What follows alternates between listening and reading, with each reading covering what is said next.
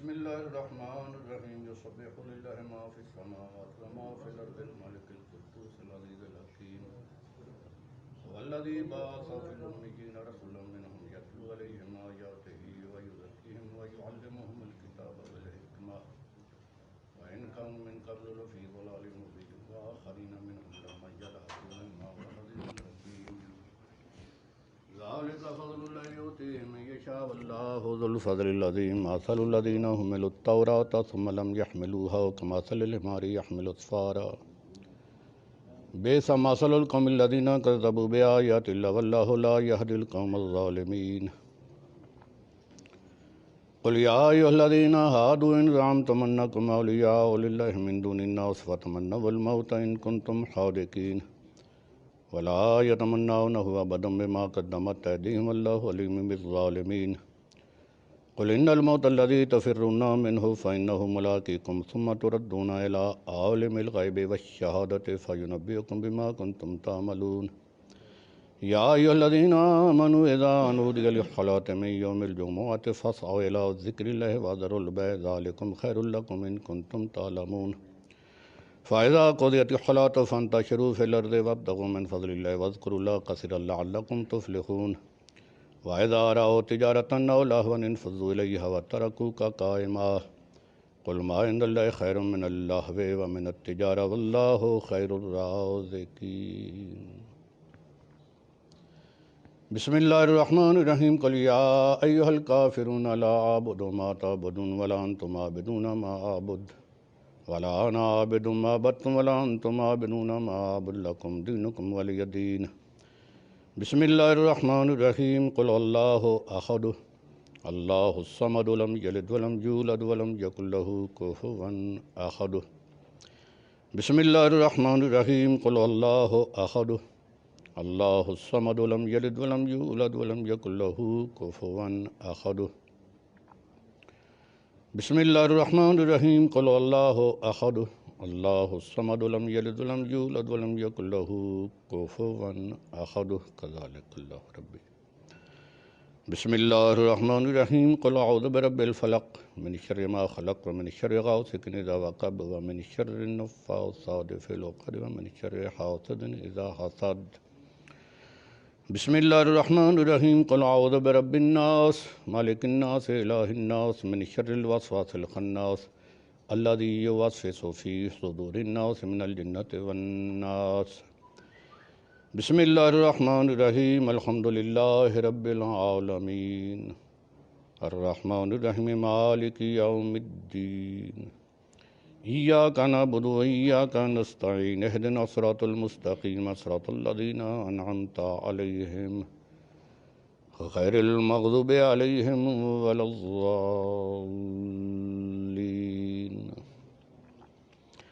بسم الله الرحمن الرحيم ألف لام ميم ذلك الكتاب لا ريب فيه هدى للمتقين الذين يؤمنون بالغيب ويقيمون الصلاة ومما رزقناهم ينفقون الذين يؤمنون بما أنزل إليك وما أنزل من قبلك وبالآخرة هم يوقنون أولئك على هدى من ربهم وأولئك هم المفلحون بسم الله الرحمن الرحيم يا أيها الرسول بلغ ما أنزل إليك من ربك وإن لم تفعل فما بلغت رسالته والله يعصمك من الناس قال رسول الله صلى الله عليه وآله وسلم من كنت مولاه فهذا علي مولاه اللهم وال من والاه وعاد من عاداه وانصر من نصره واخذل من خذله قال الله تعالى في كتابه بسم الله الرحمن الرحيم اليوم أكملت لكم دينكم وأتممت عليكم نعمتي ورضيت لكم الإسلام دينا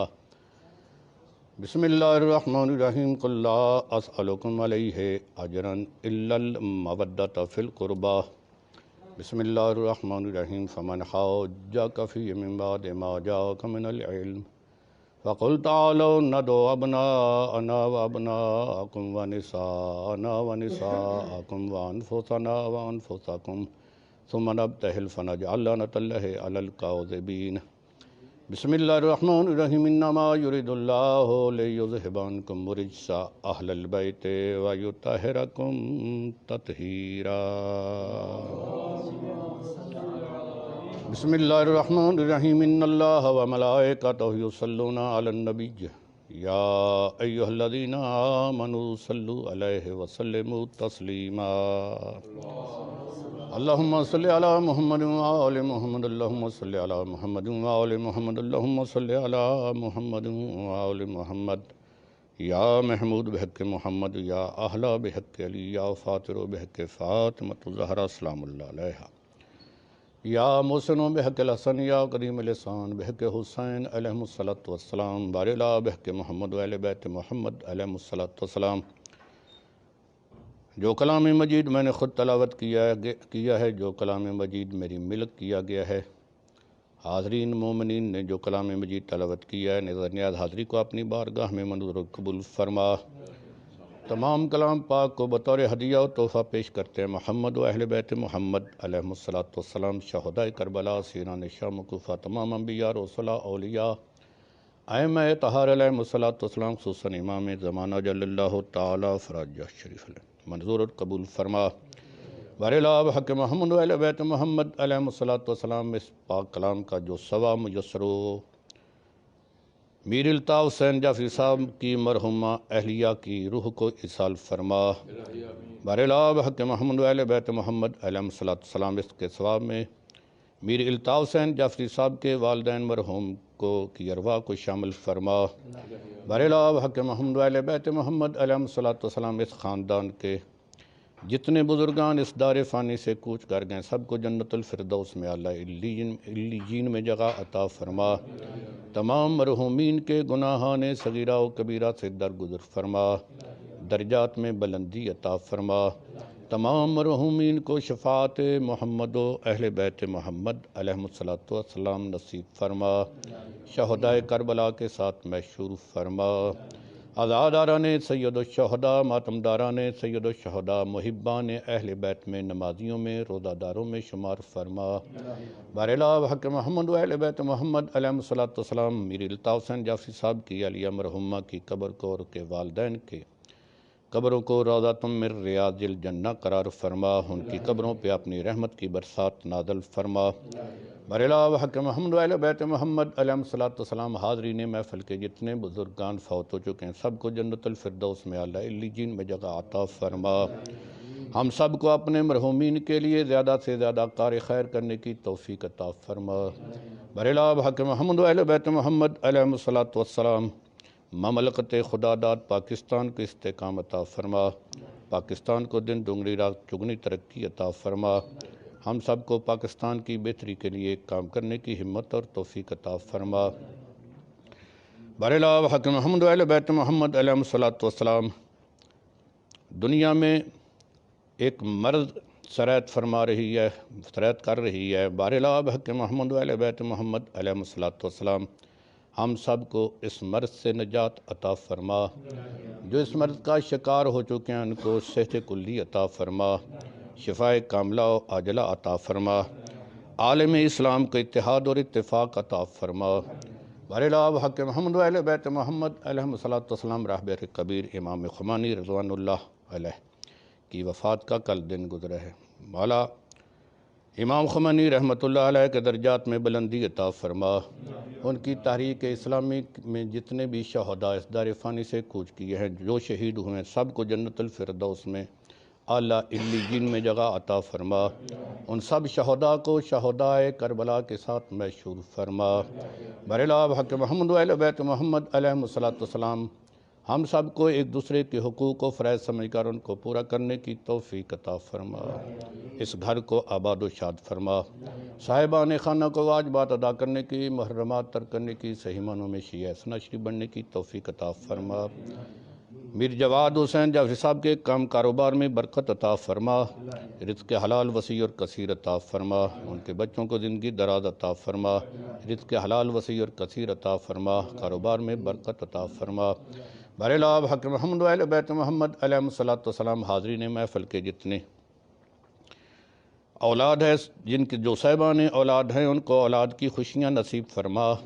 بارلا جو بچے ہیں، ان کو زندگی دراز عطا فرما، صحت و سلامتی عطا فرما۔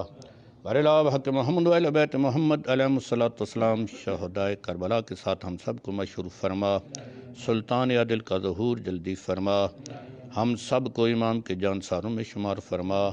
ربنا تقبل منا انک انت السمیع العلیم بحق محمد وآلہ الطیبین الطاہرین المعصومین۔ فاتحہ۔ بسم اللہ الرحمن الرحیم۔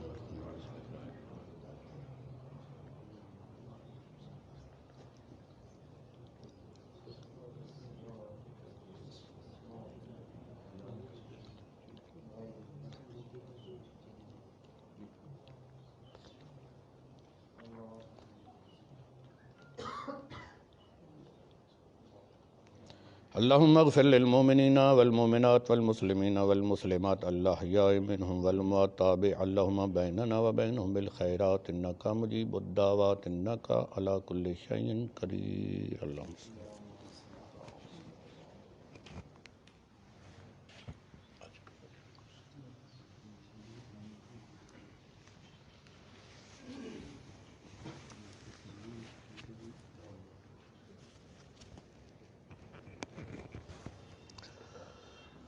اعوذ باللہ من الشیطان الرجیم، بسم اللہ الرحمن الرحیم۔ بر محمد و اہل بیت محمد بلند تر صلوات اللہ۔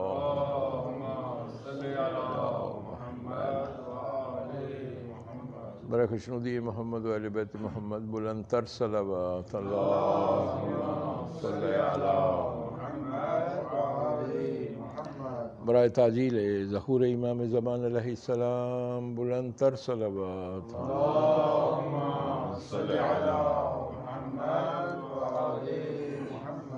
برادران و خواران، حاضرین، سامعین و ناظرین محترم، آج کی یہ مخصوص نشست جو ہے وہ امپائر ہاؤس رہائش گاہ سرپرست حسینیہ ٹرسٹ جناب میر الطاف حسین جعفری اور نائب صدر حسینیہ ٹرسٹ جناب میر جواد حسین جعفری کی رہائش گاہ پہ منعقد کی جا رہی ہے، جو کہ میر الطاف حسین جعفری صاحب کی اہلیہ مرحومہ جو ہے اس کی برسی کے سلسلے میں جو ہے یہ نشست منعقد ہے۔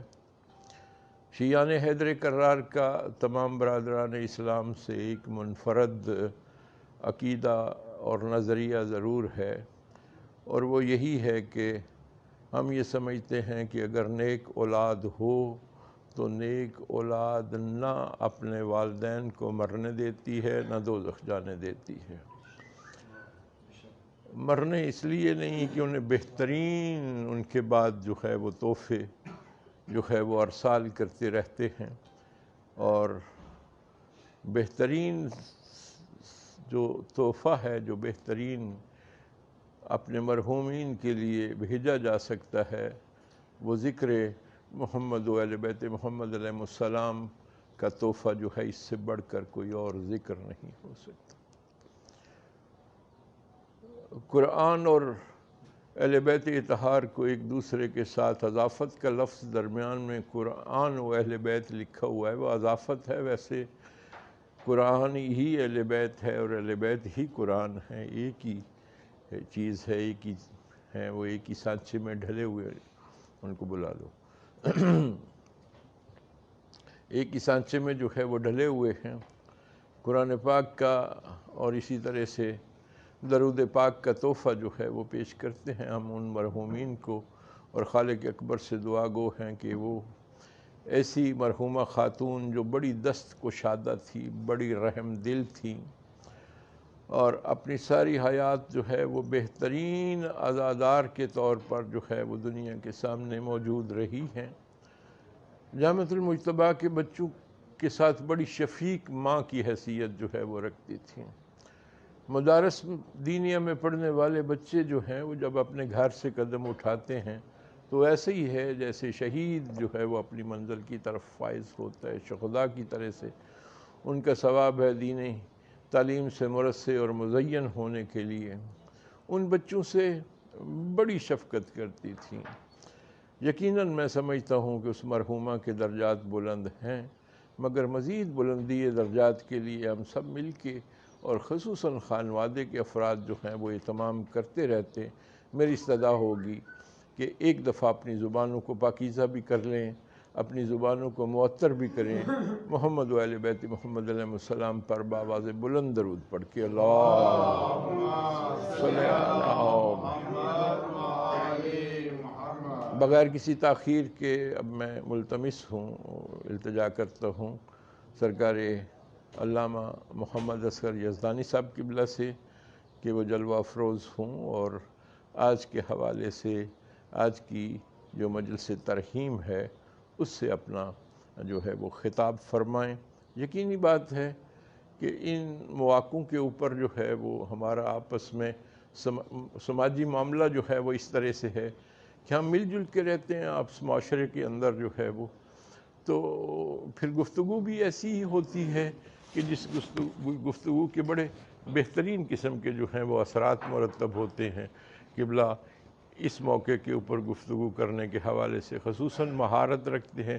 میں ایک دفعہ پھر سے ملتمس ہوں کہ تشریف لائیں اور اپنا خطاب جو ہے وہ جاری رکھیں، اپنا خطاب کا آغاز کریں۔ پڑھیے بآواز بلند صلوات۔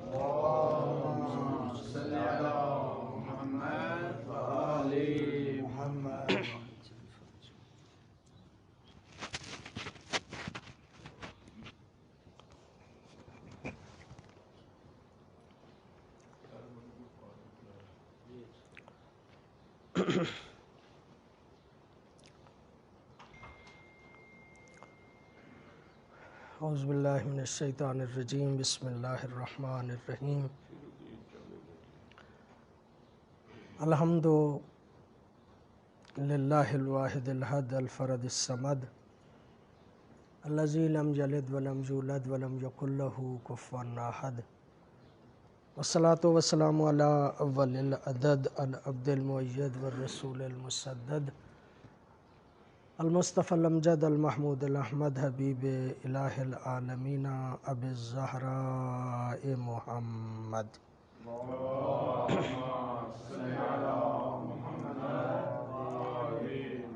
صلی اللہ علیہ وآلہ الطیبین الطاہرین المعصومین الذین لا یقاس بهم من خلق احد، ولعنۃ الدائمۃ علی اعدائهم من یوم العداوۃ الی یوم الدین۔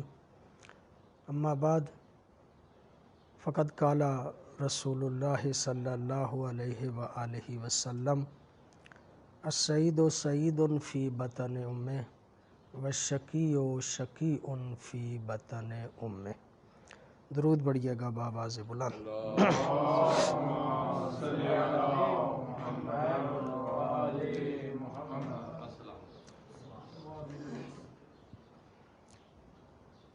میر الطاف حسین جعفری صاحب کی اہلیہ جناب جواد جعفری صاحب اور عدنان جعفری صاحب کی والدہ، ان کی برسی پروفیسر صاحب نے تفصیلاً اس حوالے سے گفتگو کی۔ اللہ رب العزت ان کو جنت الفردوس میں جگہ عطا فرمائے۔ انتہائی شفیق تھیں، خاص طور پہ دین کے حوالے سے بڑا درد رکھتی تھیں۔ خالق حقیقی کی بارگاہ میں التجا ہے، خالق جناب سیدہ کے ساتھ انہیں معشور فرما۔ بغیر کسی لمبی چوڑی تمہید کے پیغمبر گرامی صلی اللہ علیہ وآلہ وسلم کا ایک فرمان جو بڑا معروف فرمان ہے، اس کو تلاوت کرنے کا شرف حاصل کیا ہے، اور وہ فرمان جو میں نے منتخب کیا وہ ایک والدہ کے عنوان سے آج کی اس مجلس کے لیے عنوان کلام قرار دیا۔ پیغمبر گرامی ارشاد فرماتے ہیں کہ السعید سعید فی بطن امہ، علیکم السلام، والشقی شقی فی بطن امہ۔ سعادت مند ماں کے بطن میں ہی سعادت مند ہو جاتا ہے، اور بدبخت ماں کے بطن میں ہی بعض اوقات بدبخت ہو جاتا ہے۔ حدیث کے الفاظ علماء تشریف فرما ہیں، بڑے واضح ہیں، کوئی زیادہ اس میں وضاحت کی ضرورت نہیں۔ دو لفظ قابل توجہ ہے اس میں، ایک سعید اور ایک شقی۔ فارسی اور اردو میں اگر ترجمہ کیا جائے تو سعید کا معنی خوش بخت ہے اور شقی کا معنی بدبخت ہے۔ اب جب یہ الفاظ ہم دونوں سنتے ہیں، سعید اور شقی کا یا خوش بخت، سعادت مند اور بدبخت کا، تو ہمارے ذہن میں مفہوم کچھ اس طرح سے آتا ہے کہ جس کو کہا جاتا ہے کہ یہ بدبخت ہے، وہ کوئی بڑا گناہ گار ہے، بڑے جرائم اس میں پائے جاتے ہیں، گناہوں سے آلودہ ہے۔ فوری طور پہ اس لفظ سے تصور ذہن میں یہ آتا ہے، اور جب کہتے ہیں کہ سعادت مند ہے، خوش بخت ہے، تو عمومی طور پہ ذہن میں یہ آتا ہے کہ وہ کوئی نیک اور پرہیزگار اور کوئی متقی شخص ہے کہ جس کو سعادت مند کہا جاتا ہے۔ سارے آپ پڑھے لکھے صاحبان، میں ایک طالب علم، جہاں تک میں نے دقت کی، غور کیا، تو یہ الفاظ جو ہیں ان سے یہ سادہ سا مفہوم جو ہماری سمجھ میں بادی و نظر میں آتا ہے، پہلے مرحلے پہ آتا ہے، ابتدائی طور پہ آتا ہے، یہ مفہوم درست نہیں۔ سعادت مند کا معنی اور بدبخت کا معنی، بدبخت کا معنی گناہ گار کیا جائے، جرائم پیشہ کیا جائے، یہ شاید درست نہیں، مفہوم اس سے ذرا زیادہ وسعت رکھتا ہے۔ اس کے لیے بھی زیادہ میں کوشش نہیں کروں گا دلائل دینے کی، البتہ پیغمبر گرامی معصومین علیہ الصلوۃ والسلام سے خاص طور پہ مولا جعفر و صادق علیہ الصلوۃ والسلام کا فرمان ہے، اسی سے استفادہ کر کے تھوڑا سا آگے بڑھنے کی کوشش کروں گا۔ معصوم فرماتے ہیں اربع من السعادہ، 4 چیزیں انسان کی سعادت مندی کی دلیل ہے، یعنی 4 چیزیں جس بندے کے پاس ہوں وہ خوش بخت ہے۔ ان میں سے پہلا الدار الواسعہ، وسیع گھر جسے میسر آ جائے وہ انسان سعادت مند ہوتا ہے۔ المرکب البہی، میں چونکہ اختصار سے آگے بڑھنا چاہ رہا ہوں اس لیے میں صرف الفاظ ہی جو ہیں وہ عرض کر رہا ہوں۔ المرکب البہی، جسے اچھی سواری مل جائے وہ انسان خوش بخت ہوتا ہے۔ تیسری چیز فرمایا المرأۃ الموتیہ، اگر کسی کو اطاعت گزار زوجہ مل جائے تو وہ انسان خوش بخت ہوتا ہے۔ الولد الصالح، چوتھی چیز، 5 کا ذکر تھوڑے سے فرق سے کیا جاتا ہے، یہاں پہ 4 ہے۔ الولد الصالح، اگر نیک اولاد کسی کو مل جائے تو وہ بھی بندہ سعادت مند ہوتا ہے۔ ایک اور چیز ہے، میں اس کا ضمناً ذکر کر دیتا ہوں، اور وہ ہے کہ الجار الصالح، اچھا پڑوسی کسی کو مل جائے تو وہ بندہ بھی سعادت مند ہوتا ہے۔ اب شقی کے بارے میں بھی یہی 4 چیزیں جو ہیں ان کو ذرا بدل کے دیکھیں، 5 چیزیں، تو یہ چیزیں جو ہیں وہ حدیث میں شقی کے حصے میں آتی ہیں۔ چھوٹا گھر ملے، سواری اچھی نہ ہو، بیوی اطاعت گزار نہ ہو، اولاد نیک نہ ہو، پڑوسی اچھا نہ ہو، تو وہ بندہ بدبخت ہو جاتا ہے۔ اب جب ہم ان الفاظ پہ غور کرتے ہیں تو چھوٹے گھر کا ہونا بدبختی کی علامت اس عنوان سے تو ہے کہ معصوم نے فرمایا، لیکن چھوٹا گھر ہونا گناہ نہیں ہے۔ سواری اچھی نہیں ہے تو اس کا مطلب یہ کہ وہ بندہ اتنا خوشحال نہیں، وہ سعادت مند نہیں۔ شقی کا لفظ تو صادق آئے گا لیکن گناہ گار نہیں۔ اگر بیچارے کی قسمت میں زوجہ اطاعت گزار نہیں آئی تو اس کی زندگی تو مشکلات کا شکار ہے لیکن یہ گناہ گار نہیں۔ اگر اولاد اچھی نہیں ہے تو یہ ساری زندگی مصیبتوں میں تو رہے گا لیکن یہ گناہ گار نہیں۔ اگر پڑوسی اچھا نہیں تو زندگی کانٹوں پہ تو گزرے گی لیکن یہ گناہ گار نہیں۔ اس کا مطلب یہ کہ شقی کا معنی گناہگار نہیں اور سعادت مند کا معنی نیک اور متقی نہیں. یعنی سہولیات کہاں، بعض اوقات سعادت مند وہ بھی ہوتا ہے کہ جسے سہولیات بھی مل جائیں اور نیک بھی ہو. بعض اوقات شقی وہ ہوتا ہے جو گناہگار بھی ہوتا ہے اور پریشانیوں میں بھی ہوتا ہے. لہٰذا وہ پہلے طور پہ جو سعادت مند اور شقی کا معنی ہے یعنی بدبخت، اس کو ذرا وسیع مفہوم میں لیں گے تو پھر یہ مطلب جو ہے وہ زیادہ بہتر انداز سے آگے چل سکے گا. یہاں میرا عرض کرنے کا مقصد صرف ان الفاظ کی تھوڑی سی وضاحت کرنا تھی. اب سارے پڑھے لکھے صاحبان علماء موجود ہیں، طالب علمانہ زندگی ہے، اور اسی حوالے سے عنوان عرض کروں، سعادت مند کون ہے؟ اس کے بارے میں فلاسفہ کے اتنے اقوال اور اتنی آراء ہیں جن کی حد نہیں. اب ان کو بھی میں تفصیل میں نہیں عرض کروں گا، لیکن اتنا ضرور عرض کروں گا کہ مطلب میرا آپ تک پہنچ جائے گا. ارسطو سے پہلے جتنے دانشور تھے ان کے نزدیک سعادت مند بندہ وہ تھا کہ جس میں کچھ صفات پائی جائیں. ان صفات میں سے ایک یہ ہے کہ حکمت پائی جائے، عفت پائی جائے، عدالت پائی جائے، شجاعت پائی جائے. اگر کسی انسان میں عدالت پائی جاتی ہے، عفت پائی جاتی ہے، شجاعت پائی جاتی ہے، یہ چار صفات اگر اس میں ہیں تو ارسطو سے پہلے دانشور اس کو سعادت مند کہتے تھے. خوش بخت انسان وہ ہے کہ جس میں یہ چار صفات پائی جائیں. باقی کچھ ہو یا نہ ہو، یہ چار صفات ہوں تو اس کو سعادت مند کہا جاتا تھا. ظاہری طور پہ وہ کیسا ہے، اس کا چال چلن کیسا ہے، اس کی شکل و صورت کیسی ہے، وہ کس طرح کا ہے، اس بات کی طرف ان کی توجہ نہیں تھی. روح کے بارے میں کہ اس کے اندر یہ خاصیات ہونی چاہیے کہ وہ عادل بھی ہو، وہ اس میں عفت بھی پائی جائے، اس میں شجاعت بھی پائی جائے، یہ چیزیں اس میں ہوں تو وہ سعادت مند ہے. اس کے بعد ایک طبقہ آیا، چونکہ ہمارا مطالعہ زیادہ عربی فارسی کا ہوتا ہے، لفظ استعمال ہوا ہے مرتازین.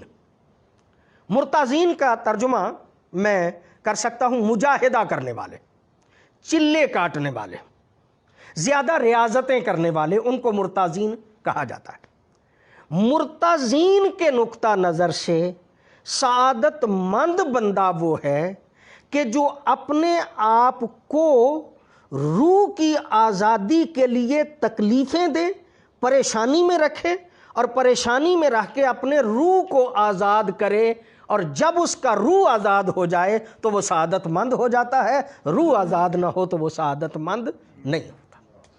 یہ مرتازین کا مختصر نقطہ نظر. اس کے بعد ایک طبقہ اور فلاسفہ کا آیا اور انہوں نے کہا کہ سعادت مند، اچھا یہ مرتازین جو تھے یہ جسم انسانی کی طرف اصلاً توجہ ہی نہیں کرتے تھے، ان کی ساری توجہ روح پہ تھی. ایک طبقہ بعد میں فلاسفہ کا آیا، انہوں نے کہا کہ اصل میں یہ ٹھیک ہے، اصل تو روح ہی ہے، روح ہی کو آزاد کرنا ہے، لیکن روح بھی اس وقت تک طاقتور نہیں ہو سکتا جب تک جسم طاقتور نہ ہو. یہ پہلے نقطہ نظر سے انہوں نے تھوڑا سا اختلاف کیا کہ جسم بھی مضبوط ہونا چاہیے اور جسم کے ساتھ ساتھ روح بھی آزاد ہونی چاہیے. یہ وہ تین طبقات ہیں تاریخ میں جو اصل روح کے قائل ہیں کہ روح اگر آزاد ہو، روح اگر اچھی صفات کی حامل ہو تو بندہ سعادت مند ہوتا ہے. اگر روح کو پوری طرح سے آزاد نہیں کر سکا تو وہ بندہ سعادت مند نہیں ہے. ایک نقطہ نظر یہ، اور اس کے تین طبقے میں نے آپ کی خدمت عالیہ میں عرض کیے. بالکل اس کے اپوزٹ اس وقت کے، اس زمانے کے دانشوروں نے کہا کہ سعادت مندی یہ ہے کہ لوگوں میں مال کو صحیح طور پہ تقسیم کر دیا جائے. اگر مال کسی کے پاس آ جاتا ہے، دولت کسی کے پاس آ جاتی ہے، اس کی ساری سہولیات اس کے پاس ہو جاتی ہیں تو وہ سعادت مند ہے. اور اگر مال ہی اس کے پاس صحیح معنوں میں نہیں آ سکا تو وہ زندگی بدبختی کی گزارے گا، وہ سعادت مند بندہ نہیں ہو سکتا. ان کی نظر میں اصل مال قرار پایا، باقی ساری چیزیں جو ہیں ان کی نظر میں سعادت مندی کی دلیل نہیں تھی. ایک مرتبہ صلوات پڑھ لیجئے گا بابا جی. میرے لفظ میں اگر تلفظ میں غلطی ہو تو آپ اصلاح کر سکتے ہیں دانشور. فارسی میں پڑھا میں نے فروارید ہمارے ہاں وہ میرے خیال میں فرائیڈ لفظ ہے. اس کا نقطہ نظر یہ ہے کہ دو چیزیں سعادت مندی کی دلیل ہے. ایک حب ذات، اور پھر حب ذات ہی کا ایک پہلو اس نے یہ نکالا کہ بندے کے اندر جو خواہش جنسی ہے اس کا صحیح طور پہ اگر ارضاء ہو جائے، اگر اسی کو پورا کر لیا جائے تو بندہ سعادت مند ہو جاتا ہے، اور جس کی یہ خواہش پوری نہیں ہوتی وہ بندہ جو ہے وہ بدبخت ہوتا ہے. پہلے تو اس نے دو چیزیں کہیں، ایک حب ذات اور دوسری جنسی خواہش، لیکن بعد میں اس نے حب ذات کو بھی چھوڑ دیا اور اس نے کہا کہ نہیں، صرف اور صرف جنسی خواہش. جتنے معاملات ہیں دنیا کے ان کی بنیاد ہی یہ جنسیات ہے، ان کی بنیاد ہی بندہ یہی چاہتا ہے، اور اس کے لیے اس کی بھاگ دوڑ ہے، اسی کے لیے وہ اقتصاد ڈھونڈ رہا ہے، اسی کے لیے وہ کسی کے ساتھ تعلق رکھتا ہے، اسی کے لیے اس کے جو ہیں وہ رشتہ داریاں ہیں، اسی کے لیے. یعنی اس نے اصل اسی کو خواہش جنسی کو قرار دے لیا. دو طبقے سعادت مندی کی دلیل، ایک اقتصاد کو سمجھتے ہیں اور ایک خواہشات جنسی کو سمجھتے ہیں. 5 طبقات میں نے آپ کی خدمت عالیہ میں عرض کی ہے. یہ دونوں جو ہیں وہ جسم کی لذات کے بارے میں اور وہ روح کی لذات کے حوالے سے جو ہے وہ بیان کرتے تھے. میں عرض کروں بحیثیت مجھے سفر کر کے اپنے جو ہے وہ موضوع پہ جو ہے وہ پلٹنا ہے، لہذا اتنا ہی عرض کر کے یہاں پہ روک کے عرض کروں گا.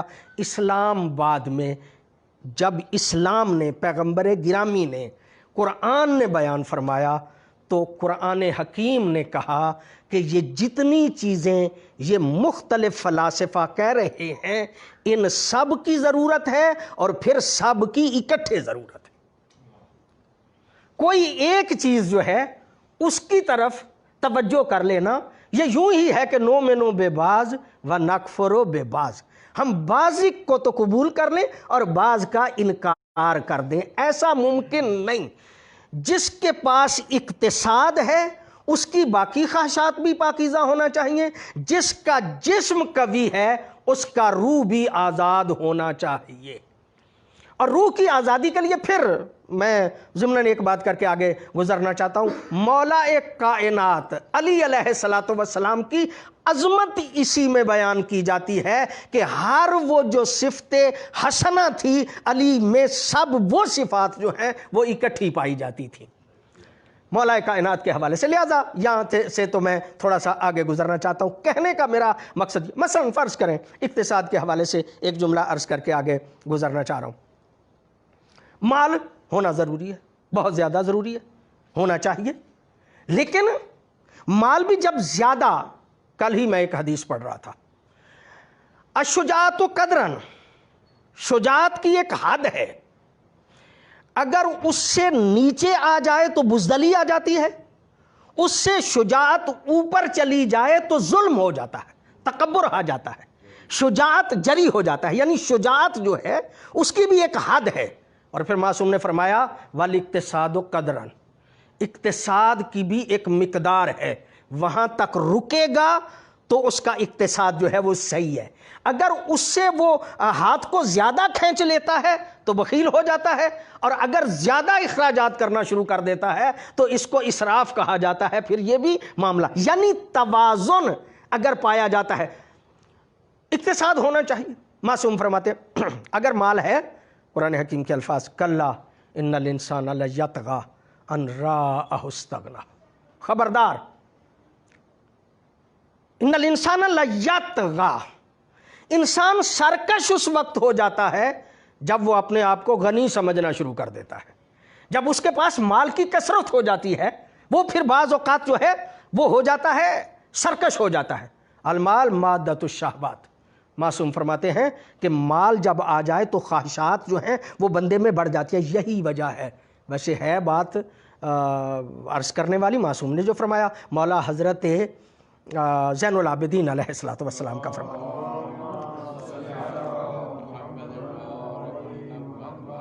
معصوم کا جملہ، معصوم ارشاد فرماتے ہیں اے اللہ ہمارے خاندان کو اتنا سا مال دے کہ جس سے ان کا باعزت گزارا ہوتا رہے، زیادہ بھی نہیں کمی بھی نہیں. یعنی اتنا. اور پھر جب مال آ جاتا ہے تو حدیث تو معروف ہے, میں ادھر اس طرف نہیں جانا چاہ رہا تھا, آگے یہ عرض کر رہا ہوں. ایک بندہ پیغمبر گرامی کی محفل میں بڑا یوں سمجھیے کہ غربت کے دن ہے اس کے, اور پیغمبر گرامی کی محفل میں ہے. ایک دن کہتا ہے یا رسول اللہ دعا کیجئے میرے حق میں, مجھے بھی اللہ رب العزت جو ہے وہ بہتر آسودہ زندگی دے دے, مال میرے پاس آ جائے. تو پیغمبر گرامی نے پہلے تو اسے سمجھایا کہ یار بہتر ہے اگر اسی طرح تو گزارا کرتا رہے. کہا نہیں یا رسول اللہ آپ دعا فرمائیے. پیغمبر گرامی نے دعا کی, اس کی بکریاں تھیں, ان بکریوں کو اللہ رب العزت نے بڑھا دیا. جب زیادہ بڑھ گئیں تو پہلے تو وہ رہتا ہی پیغمبر کی محفل میں تھا, ہر وقت وہاں پہ واعظ و نصیحت سنتا تھا, نمازیں پڑھتا تھا. جب زیادہ بکریاں ہو گئی نا تو اب صرف نماز پہ آتا تھا, باقی اس کے پاس وقت نہیں رہتا تھا. اور زیادہ اضافہ ہو گیا, اب نماز بھی کوئی چھوڑ رہا ہے اور کوئی آ کے پڑھ رہا ہے پیغمبر گرامی کی. پھر آہستہ آہستہ کیا ہوا کہ وہ اور زیادہ بڑھ گئی. اب پیغمبر نے دعا کی تھی, سوچا یہاں پہ تو مدینے کے قریب تو انہیں نہیں رکھا جا سکتا, جنگل میں جا کے ان کو رکھ لیتا ہوں. جنگل میں جا کے باڑا لگا لیا. اب وہاں سے نمازوں پہ پہنچ ہی نہیں سکتا, صرف جمعے کے جمعے آتا ہے. اور زیادہ اضافہ ہو گیا تو جمعہ بھی چھوٹ گیا. جب جمعہ بھی چھوٹا اور کافی عرصہ گزر گیا تو ایک دن پیغمبر گرامی نے کہا یار وہ ایک بندہ تھا جس کے لیے دعا کی تھی, ذرا اس کی تو خبر لیں کہ کیا حالات ہیں.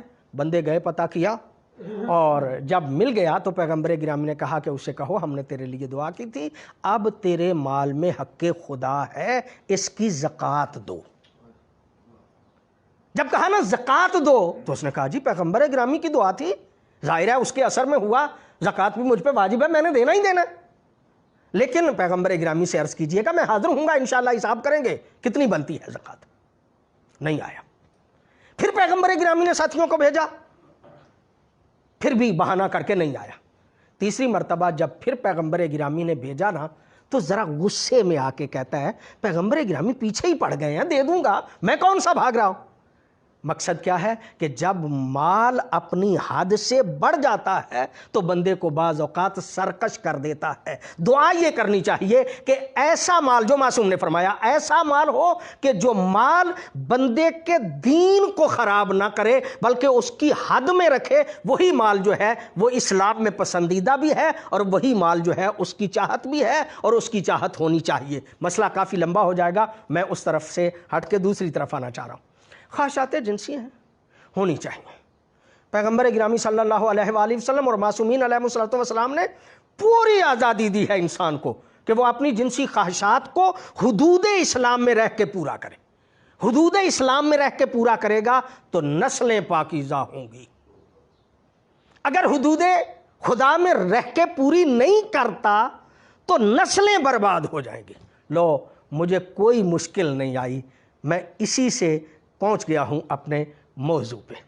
اگر نسلیں پاکیزہ ہوں تو یقینی طور پہ پھر زندگی جو ہے وہ سعادت مند ہو جاتی ہے, اور نسلوں کی پاکیزگی میں ماؤں کا بہت بڑا کردار ہے. نسلیں پاکیزہ ہوں گی کب؟ جب مائیں اچھی ہوں. اور خدا شاہد ہے, جملے پیغمبر گرامی کے معصوم کے, السعید سعید فی بطن امہ والشقی شقی فی بطن امہ. بدبخت ماں کے بطن میں ہی بدبخت ہو جاتا ہے, اور سعادت مند ماں کے بطن میں ہی جو ہے وہ سعادت مند ہو جاتا ہے. اور میں عرض کروں, یہ نہیں کہا گیا صلب ابی, بلکہ بطن ام کہا گیا ہے. باپ کا صلب نہیں کہا گیا بلکہ ماں کا بطن کہا گیا ہے. ماں اور باپ کے وہ سلسلہ جراثیم کے مکس ہونے کا, وہاں تک تو دونوں کی کیفیت ایک ہے. اور میں عرض کروں, کافی چیزیں میرے ذہن میں آ رہی ہیں, میں جاؤں گا تو تفصیلات ہو جائیں گی اور زیادہ وقت بھی لے لوں گا. ماں باپ دونوں کے اثرات اولاد میں منتقل ہوتے ہیں.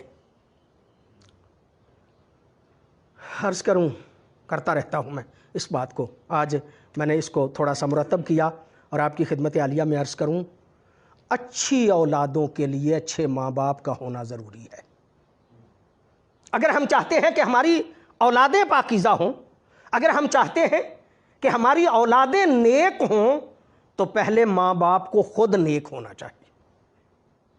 اور عرض کروں میں دونوں اعتبار سے، جسمی اعتبار سے بھی اور روحانی اعتبار سے بھی، ماں باپ کے اثرات اولاد میں منتقل ہوتے ہیں، اور اسی کو کہا جاتا ہے توارث صفات۔ مولا سرکار حضرت زین العابدین علیہ السلام کا فرمان، جسمانی حوالے سے یہ حدیث بیان کرتا رہتا ہوں۔ معصوم فرماتے ہیں پیغمبر گرامی تشریف فرما تھے، صحابہ میں سے ایک صحابی نوجوان اپنی زوجہ کو لے کے پیغمبر گرامی کے پاس آ گیا، پاس کے اس کے ایک چھوٹا سا بچہ تھا، دیکھ کے کہتا ہے یا رسول اللہ یہ میری زوجہ ہے، میری کزن ہے، میں بھی خوبصورت ہوں، یہ بھی خوبصورت ہے، میں جانتا ہوں یہ نیک ہے، میں بھی کوشش کرتا ہوں کبھی بددیانتی نہ کروں، یا رسول اللہ یہ بچہ حبشی نما ہے جو نہ میرے خاندان پہ ہے نہ اس کے خاندان پہ، لیکن یہ بچہ اس کے ہاں پیدا ہوا ہے، میں اس پہ الزام بھی نہیں لگاتا، لیکن میرا اس بچے کو اپنا بچہ ماننے کو جی بھی نہیں چاہتا، میں کیسے مان لوں کہ یہ میرا بچہ ہے؟ یہ جملے کہنے تھے۔ اس پہ پھر ایک اور حدیث ہے، فَمَّكَثَ رسول اللہ، پیغمبر گرامی نے تھوڑی دیر کے لیے اپنا سر جھکا لیا، پھر سر اٹھایا اور اس کا جواب دیا۔ ایک اور موقع پہ ایک یہودی پیغمبر گرامی سے سوال کرنے آیا، جب اس نے پیغمبر گرامی سے سوال کیا تو پیغمبر گرامی نے پھر فَمَّكَثَ رسول اللہ، پیغمبر گرامی نے اپنا سر جھکا لیا، تھوڑی دیر کے بعد جواب دیا۔ کسی نے اعتراض کیا یا سوال کیا، یا رسول اللہ سوال بھی سادہ تھا، جواب بھی سادہ تھا، آپ نے فوراً اس کا جواب کیوں نہیں دیا، تھوڑے رکے کیوں؟ تو پیغمبر گرامی فرماتے ہیں اس بات کی اہمیت کو بڑھانے کے لیے میں رکا تھا۔ اس کا مطلب یہ ہے کہ جلدی جلدی میں گفتگو کی جائے تو اس گفتگو میں بھی اہمیت پیدا نہیں ہوتی۔ اگر کوئی مہم کام ہو تو اس کام کو کرنے کے لیے سنت پیغمبر یہ ہے کہ آہستہ آہستہ اس بات کو کیا جائے، ٹھہر ٹھہر کے کیا جائے، سوچ سمجھ کے کیا جائے، جلدی جلدی۔ اور یہی وجہ ہے کہ سرکار مولا کائنات ارشاد فرماتے ہیں جو زیادہ بولتا ہے غلطیاں بھی وہی زیادہ کرتا ہے، لہٰذا بندے کو بولنے سے پہلے بڑے حوصلے سے آرام سے سوچ سمجھ کے جو ہے وہ بات کرنی چاہیے۔ پوچھا یا رسول اللہ میں اسے اپنا بیٹا کیسے مان لوں؟ اس کا یہاں پہ لفظ جو ہیں وہ قابل توجہ ہیں۔ پیغمبر گرامی ارشاد فرماتے ہیں تیرے، اس کے جواب کے بعد تیرے۔ اب یہاں پہ یہ مسئلہ جو ہے اس کو میں یوں عرض کروں کہ اس سے مراد کیا ہے، یہ پھر قابل توجہ ہے، اس پہ دانشور جو ہیں، علماء جو ہیں، محققین جو ہیں، ان کو تحقیق کرنے کی مزید ضرورت ہے۔ اس دور میں نسلیں اتنی تھیں، یعنی اس دور تک کتنی نسلیں بن سکتی تھی؟ عموماً یہ کہا جاتا ہے کہ پیغمبر گرامی سے لے کے حضرت آدم تک 48 جو ہیں وہ آبا و اجداد ہیں، 48 کا ذکر کیا جاتا ہے پیغمبر گرامی اور حضرت آدم تک۔ لیکن اس حدیث میں پیغمبر گرامی کے الفاظ ہیں، پیغمبر گرامی فرماتے ہیں تیرے اور آدم کے درمیان 99 ارق ہے۔ اب اس ارق کے کیا مطلب ہے، کیا مفہوم ہے، کیا مطلب ہے؟ آبا و اجداد 99 ہیں یا اس سے کوئی مراد اور ہے؟ لیکن مولا فرماتے ہیں کہ پیغمبر گرامی نے فرمایا تیرے اور آدم کے درمیان 99 ارق ہیں۔ جب کوئی میاں بیوی افزائش نسل کے وہ تمام ذرائع اختیار کرتے ہیں تو پھر وہ تمام کے تمام ارق جو ہیں وہ اضطرابت، وہ ایک مرتبہ مضطرب ہوتے ہیں، اور کوئی چھوٹا سا ذرہ ہوتا ہے کہ جس کی وجہ سے تولید نسل کا ذریعہ بن جاتا ہے، وہ چھوٹا سا ذریعہ جو ہے اس کو معصومین کی نظر میں ارق کہا جاتا ہے۔ معصوم فرماتے ہیں وہ ارق ہے، اور یہ بھی بات میں عرض کروں کہ یہی ارق وہ ہیں کہ جن کی وجہ سے اولاد کی جو ہے وہ افزائش آگے ہوتی ہے، اولاد جو ہے وہ آگے بڑھتی ہے۔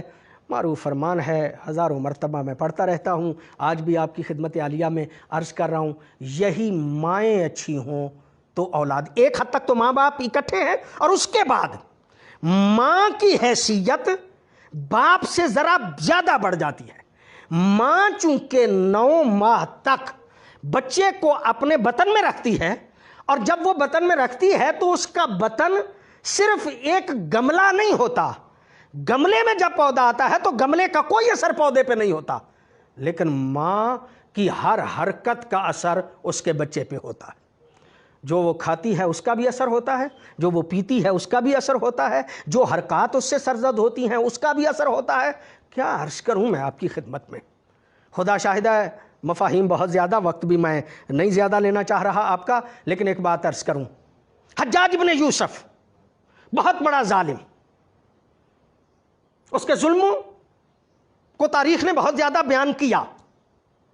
حضرت عمر رضی اللہ تعالی عنہ کا دور تھا۔ اس حجاج ابن یوسف کی ماں کا نام ہے فارغہ۔ یہ فارغہ ابن یوسف سے پہلے اس کی شادی تھی مغیرہ بن شعبہ کے ساتھ۔ اس سے جب اس کی طلاق ہو گئی تو بعد میں یعنی یوسف نے اس کے ساتھ عقد کر لیا، اور پھر حجاج پیدا ہوا۔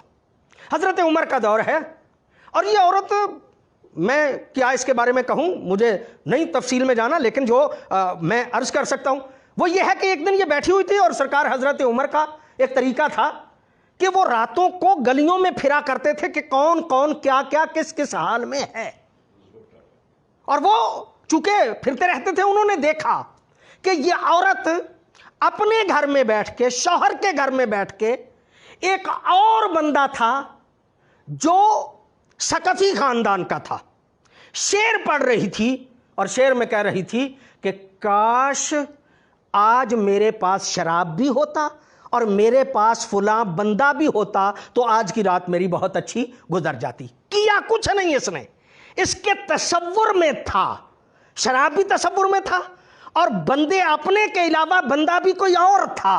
اس کا مطلب یہ ہے کہ مائیں کچھ نہ کریں، اگر ان کے ذہن خراب ہوں تو بچے حجاج ابن یوسف جیسے پیدا ہوتے۔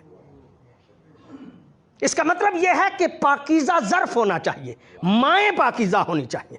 جتنی مائیں پاکیزہ ہوں گی اتنی ہی اولادیں بہتر ہوں گی، اور یہی وجہ ہے میں عرض کروں آپ کی خدمت عالیہ میں، کوشش کرنی چاہیے ہم اپنی بچیوں کو، اپنی بیٹیوں کو، اپنے گھر والوں کو، ہم ان کی تربیت کریں اور ان کو پاکیزہ کرنے کی کوشش کریں۔ باتیں تو بہت زیادہ، لیکن میں یہ باتیں چونکہ مجھے پتہ ہے، میں اکثر آپ کی خدمت میں عرض کرتا رہتا ہوں، اس لیے کہہ رہا ہوں کہ علی جیسا امام ہو، اگر اس کے بیٹے کی ماں میں اگر کسی قسم کی کمزوری ہو تو وہ ظاہر ہوتی ہے،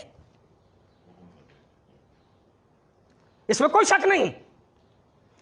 جنگ صفین ہو رہی ہے یا ظاہراً جنگ جمل ہے، اور امیر المومنین ظاہراً جنگ جمل ہی کا لفظ ہے۔ ایک مرتبہ مولا دیکھ کہتے ہیں احمل بین الاسنہ، محمد جاؤ جا کے ان نیزوں کے درمیان حملے کرو، اور گئے محمد، جا کے حملہ کیا، حملہ کرتے کرتے آگے بڑھے، ایک مقام پر رک گئے۔ مولا نے دیکھا، اپنی جگہ سے اٹھ کے آ کے تھپکی لگائی، محمد پھر آگے بڑھنے لگے، پیچھے نہیں رکے، پیچھے نہیں ہٹے، آگے بڑھنے سے رک گئے۔ جب رکے مولا نے تھپکی لگائی، پھر آگے بڑھ گئے، پھر رک گئے، پھر مولا نے تھپکی لگائی، پھر آگے بڑھنے لگے، تیسری مرتبہ پھر رک گئے۔ جب تیسری مرتبہ رکے، لفظ ہے تاریخ کے، فَضَرَبَهُ بِقَائِمِ سَيْفِهِ، حضرت علی تھوڑے سے غصے کے عالم میں اپنی جگہ سے اٹھے، فَضَرَبَهُ بِقَائِمِ سَيْفِهِ، اپنی تلوار کا دستہ محمد بن حنفیہ کے کندھے پہ مار کے کہا فَقَدْ أَدْرَكَكَ إِرْكٌ مِّنْ أُمِّكَ، کاش تیری ماں بھی زہرا ہوتی۔ یہ ماں کی طرف سے کمزوری تھی تو علی کی اولاد میں منتقل ہوئی، ہو سکتی ہے، اور یہی وجہ ہے، یہ جملہ بھی میں امیر المومنین ہی کے حوالے سے آپ کی خدمت عالیہ میں عرض کروں گا، یہی وجہ ہے، علی ایک دن عقیل کو دیکھ کے کہتے ہیں عقیل تو نساب عرب ہے، تو جانتا ہے کہ عرب کے شجاع خاندان کون کون سے ہیں، حسن و حسین نص قرآن کے اعتبار سے رسول کے بیٹے ہیں، میں چاہتا ہوں ایک میرا بیٹا ہو جو میری شجاعت کا وارث ہو۔ اور وہاں پہ میرے لیے رشتہ ڈھونڈو. حضرت عقیل گئے, جناب ام البنین کا رشتہ ڈھونڈا, اور پھر عباس پیدا ہوئے, 3 بھائی اور بھی. اس کا مطلب یہ ہے کہ علی جیسا امام ہو, اگر ماں بہادر خاندان سے ہو تو اولاد جو ہے وہ بہادر ہوتی ہے. اس کا مطلب یہ ہے کہ ماؤں کے بہت زیادہ اثرات ہیں, اور اس حوالے سے ہمیں دقت کرنے کی. میں اس موقع پہ ایک بات عموماً عرض کیا کرتا تھا, کل پرسوں سے میرے ذہن میں تھوڑی سی بات ایک اور جو ہے وہ آئی, میں آپ سے شیئر کر رہا ہوں. ایک مرتبہ صلوات پڑھیے گا بابا سے.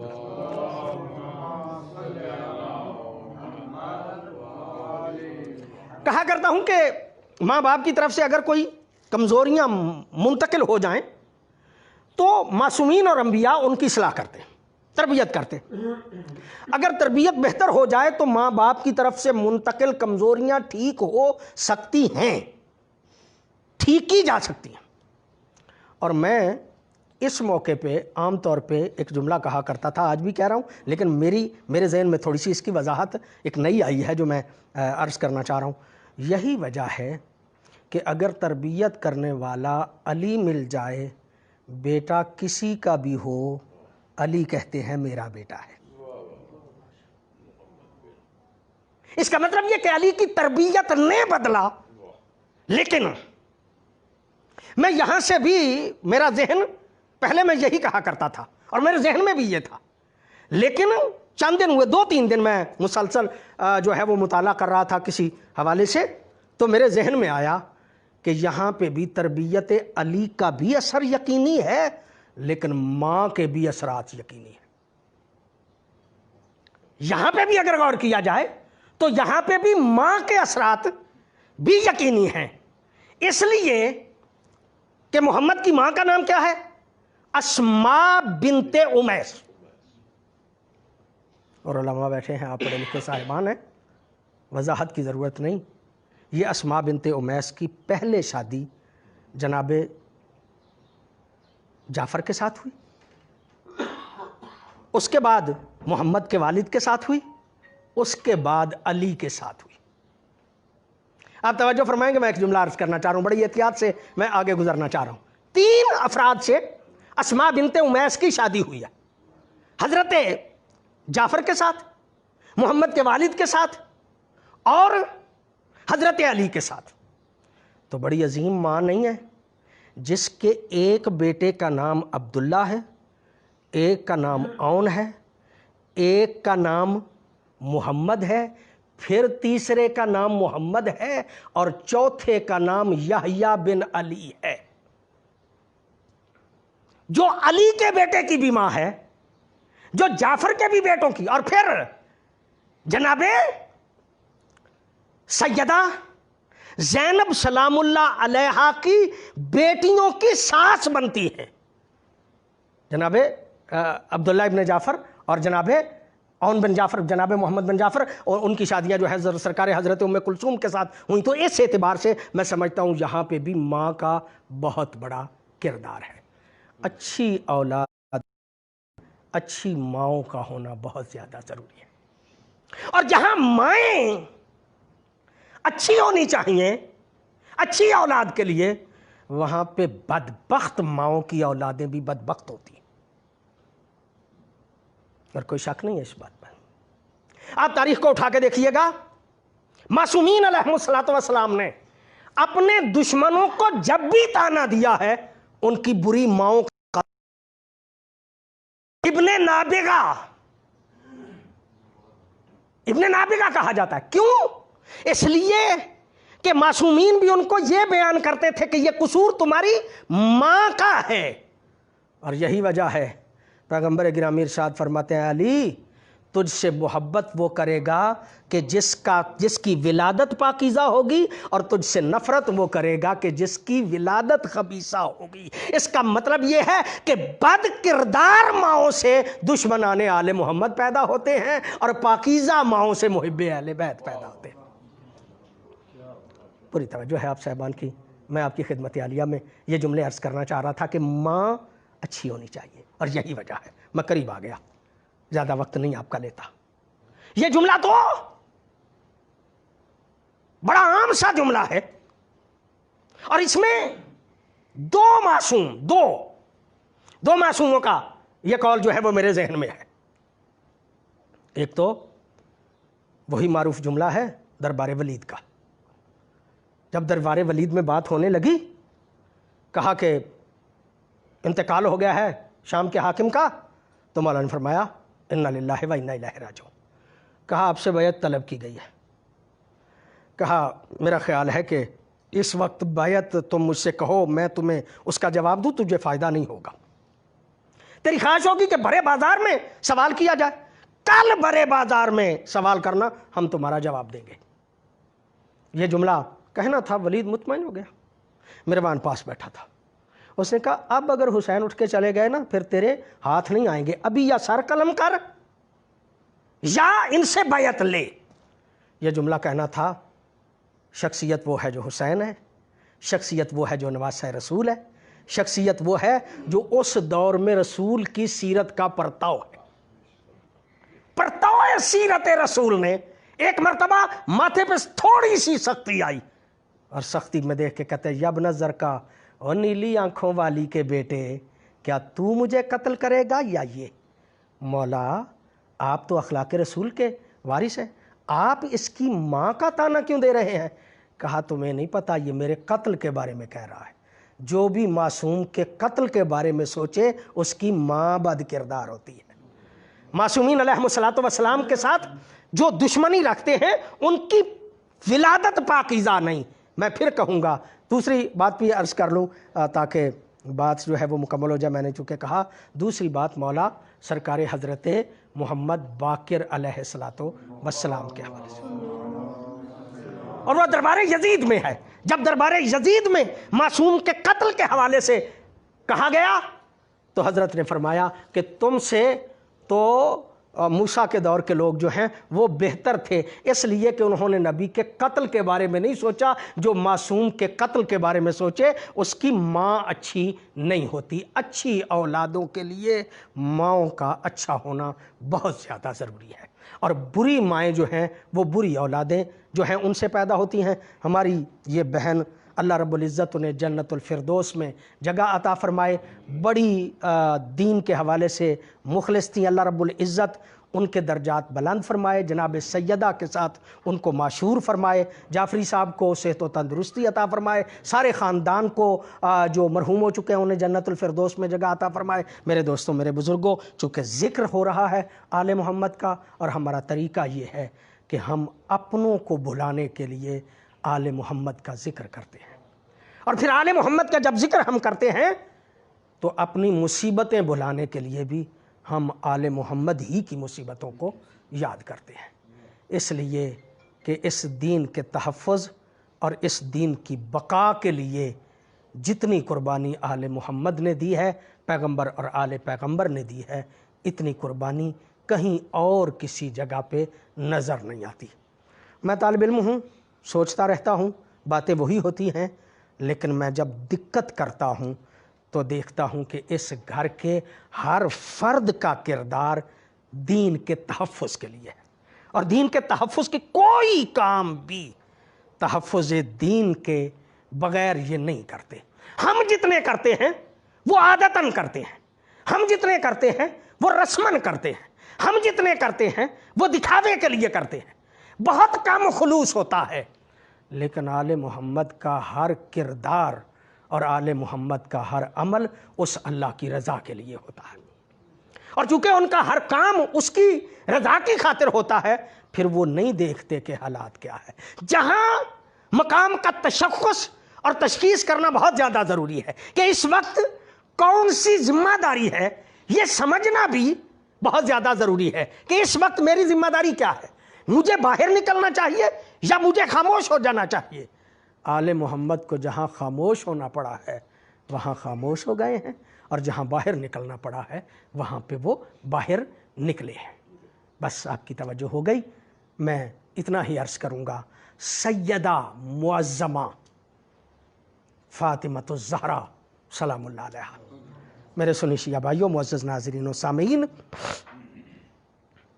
جناب سیدہ نبی کی بیٹی اور کوئی شک نہیں ہے، سارے مانتے ہیں کہ نبی کی بیٹی، فرق صرف اتنا ہے کچھ چہیتی کہتے ہیں، کوئی اکلوتی کہتے ہیں، لیکن میں پورے اعتماد سے کہہ رہا ہوں جب نبی گئے ہیں تو اس وقت کوئی اور بیٹی نہیں تھی، صرف زہرا تھی۔ جناب سیدہ کے علاوہ اگر مان بھی لیا جائے کہ کوئی اور بیٹیاں تھیں تو اس وقت کوئی اور بیٹی زندہ نہیں تھی۔ اور حالات کیا ہیں وہ بھی آپ کے سامنے ہیں۔ ایسے عالم میں جناب سیدہ نے تشخیص کی، حالات جو بھی ہوں اس وقت ذمہ داری میری یہ ہے کہ میں تحفظ امامت کروں، تحفظ امام کروں، اور خدا شاہد ہے امامت کا تحفظ میرے بھائیوں، میرے دوستوں، اتنا ضروری ہے، اس کے لیے کام کرنا اتنا ضروری ہے کہ جس کی حد نہیں ہے۔ مولا رضا علیہ السلام اٹھتے بیٹھتے ذکر کیا کرتے تھے کربلا کا۔ کسی بندے نے پوچھا مولا آپ کربلا کا ذکر اتنا کیوں کرتے ہیں؟ مولا نے فرمایا اس لیے کہ جس طرح لوگ غدیر کو بھول گئے ہیں کہیں کربلا بھی نہ بھول جائے۔ آل محمد کی نظر میں دو چیزوں کی اہمیت اتنی زیادہ ہے اور اتنا زیادہ ضروری ہے، دو چیزوں کو یاد رکھنا، ایک کربلا، ایک غدیر۔ غدیر نام ہے امامت کے تحفظ کا، اور کربلا یاد دلاتی ہے کہ غدیر کو کس طرح باقی رکھنا چاہیے۔ میں سمجھتا ہوں جناب سیدہ ایسے عالم میں بھی گھر سے اٹھتی تھیں، رات کے اندھیرے میں حسن اور حسین کو ساتھ لیتی تھی، ایک سواری پہ سوار ہو جاتی تھی اور انصاریوں کے گھر کے دروازے کھٹ کھٹا کے کہا کرتی تھی اور تمہیں غدیر والا علی یاد نہیں رہا؟ میں سمجھتا ہوں کہ واقعاً اس امامت کے حوالے سے بحث کرنے کی ضرورت ہے، لوگوں کو سمجھنے کی ضرورت ہے، سمجھانے کی ضرورت ہے۔ میرے سنی شیعہ بھائیوں، میں کیا عرض کروں، کوئی زیادہ دن نہیں گزرے ابھی نبی پاک کے بعد، زیادہ سے زیادہ 90 روز کا ذکر کیا جاتا ہے، لیکن حالات اتنے بدل گئے تھے، اتنے بدل گئے تھے۔ علامہ صفدر حسین صاحب قبلہ کا یہ جملہ ہے، وہ فرمایا کرتے تھے کہ ایک دن سرکار علی گھر آئے نا نبی کے بعد، جناب سیدہ نے پوچھا یا علی میں نے سنا ہے لوگ آپ پہ سلام نہیں کرتے۔ کہا سیدہ بات یہاں تک رہتی تو کوئی بات نہیں تھی، اب میں سلام کرتا ہوں لوگ جواب تک نہیں دیتے۔ حالات بہت بدل گئے ہیں جناب پیغمبر گرامی کے بعد، یعنی حد نہیں ہے کہ ہم رونا چاہیں ہم پہ کوئی پابندی نہیں، کوئی انتقال کر جائے ہم صفے عزا بچھا لیں اپنے کسی عزیز کی، کوئی پابندی نہیں۔ پتہ نہیں عجیب زمانہ نہیں تھا، کچھ لوگ بعد از نبی رسول کے بعد علی کے پاس آئے ہیں اور آ کے کہا ہے یا علی زہرا کو کہو یا دن کو روئے یا رات کو روئے۔ جب کہا نا کہ لوگ آئے تھے انہوں نے کہا کہ زہرا یا دن کو رو یا رات کو رو، جناب سیدہ دیکھ کے کہتی ہیں یا علی انہیں کہہ دو میں نے کوئی زیادہ دن رونا ہے، میری تو زندگی کے دن ہی بہت تھوڑے رہ گئے۔ پھر بھی جو انتظام کیا گیا نا وہ یہ تھا کہ باہر ایک دارالحزن بنا دیا گیا، صبح علی چھوڑ آتے تھے شام کو لے کے آ جاتے تھے، وہاں جناب سیدہ جو ہیں وہ جا کے اپنے بابا کے غم میں رویا کرتی تھی۔ بس عزادارو مجلس میری مکمل ہو گئی۔ اکثر میں عرض کیا کرتا ہوں جب جناب سیدہ کی شہادت ہوئی نا، صاحب مرکات الایقان کہتا ہے جب آدھی رات ہوئی، ورقہ بن مالک راوی کا نام ہے، بعض روایات میں ورقہ بن عبداللہ ہے، ورقہ بن عبداللہ یا ورقہ بن مالک راوی کا نام ہے، وہ کہتا ہے کہ آدھی رات ہوئی، علی کے گھر سے رونے کی آواز بلند ہوئی۔ جب علی کے گھر سے رونے کی آواز بلند ہوئی نا، کہتا ہے میں بڑی دیر تک سنتا رہا، مجھ سے برداشت نہیں ہو سکا، میں اٹھا، میں نے جا کے دستک دی، علی روتے ہوئے باہر نکلے۔ میں نے دیکھ کے کہا یا علی مجھے پتہ ہے آپ کو دکھ بہت ہے، یا علی مجھے پتہ ہے آپ کو تکلیف بہت ہے، لیکن یا علی یہ شجاعت عرب کے خلاف ہے کہ کوئی مرد اپنی زوجہ کے مر جانے پہ روئے۔ عزادارو سید و غیر سیدو، یہ جملہ کہنا تھا۔ ایک مرتبہ علی دیکھ کے کہتے ہیں ورقہ کیا سمجھتا ہے میں زہرا کی شہادت پہ رو رہا ہوں؟ نہیں ورکا میں زہرا کی شہادت پہ نہیں رو رہا، رو اس لیے رہا ہوں کہ نبی ایک امانت مجھے دے کے گئے تھے اور مجھے آج پتہ چلا ہے کہ نبی کی امانت سالم نہیں۔ یہی وجہ ہے کہ لکھا ہے کہ جب جناب امیر المومنین جناب سیدہ کو قبر میں اتارنے لگے نا تو سرکار امیر المومنین کے منہ سے یہ الفاظ نکلے، یا رسول اللہ یہ آپ کی امانت ہے جو واپس کر رہا ہوں۔ جب کہا نا یہ آپ کی امانت ہے جو واپس کر رہا ہوں تو اندر سے رسول کی آواز آئی، یا علی جب میں نے امانت دی تھی تو پہلو زخمی تو نہیں تھا، یا علی جب میں نے امانت تیرے ذمے کی تھی تو رخسار کا رنگ سرخ تو نہیں تھا، آنکھوں کا رنگ سرخ تو نہیں تھا۔ الا لعنت اللہ علی قوم الظالمین وسیعلم الذین ای منقلب ینقلبون۔ اللہم صلی علی محمد و آل محمد، اللہم صلی علی محمد و آل محمد، یا محمود بحق محمد، یا اعلیٰ بحق علی، یا فاطر السماوات بحق فاطمہ، یا محسن بحق حسن، یا قدیم الاحسان بحق حسین علیہ السلام و اولادہ المعصومین۔ الہی بحق محمد و آل محمد ہماری یہ قلیل سی عبادت اپنی بارگاہ میں قبول و منظور فرما، ہمارے ٹوٹے پھوٹے الفاظ اپنی بارگاہ میں قبول و منظور فرما۔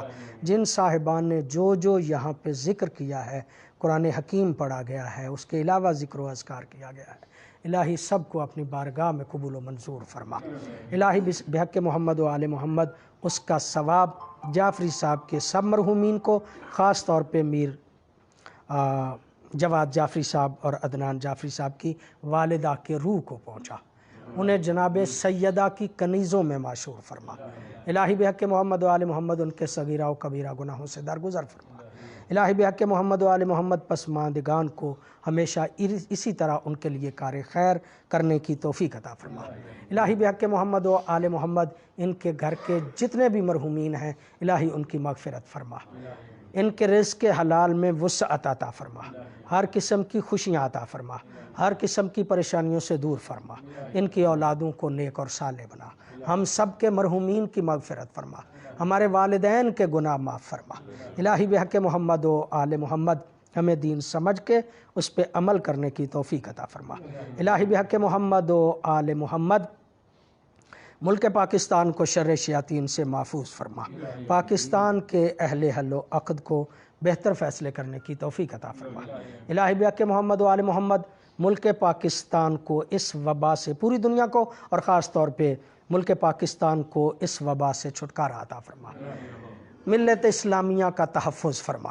الہی بحق محمد و آل محمد علماء اعلام کا سایہ ہمارے سروں پر محفوظ فرما، سرکار حجت کا جلد ظہور فرما اور ہمیں ان کے جانثاروں میں جگہ عطا فرما۔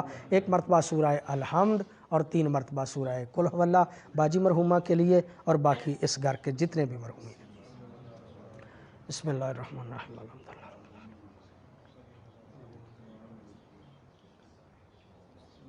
علیہم غیر المغضوب علیہم۔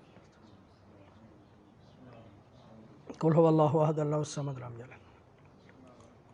بسم اللہ الرحمن الرحیم، قل هو اللہ احد اللہ الصمد لم یلد ولم یولد۔ بسم اللہ الرحمن الرحیم، قل هو اللہ احد اللہ الصمد لم یلد ولم یولد ولم یکن له کفوا احد۔ اللہم اغفر للمؤمنین والمؤمنات والمسلمین والمسلمات الاحیاء منہم والاموات، تابع اللہم بیننا وبینہم بالخیرات انکا مجیب الدعوات وانکا علی کل شیء قدیر۔ ربنا آتنا فی الدنیا حسنۃ وفی الآخرۃ حسنۃ وقنا عذاب النار وقنا عذاب القبر وقنا عذاب الحشر وقنا عذاب النازع وقنا عذاب المیزان۔ اللہم ابعث ثواب ھذا الکلام والطعام الی روح المرحومۃ المغفورہ۔ رب صلی علی محمد و آل محمد۔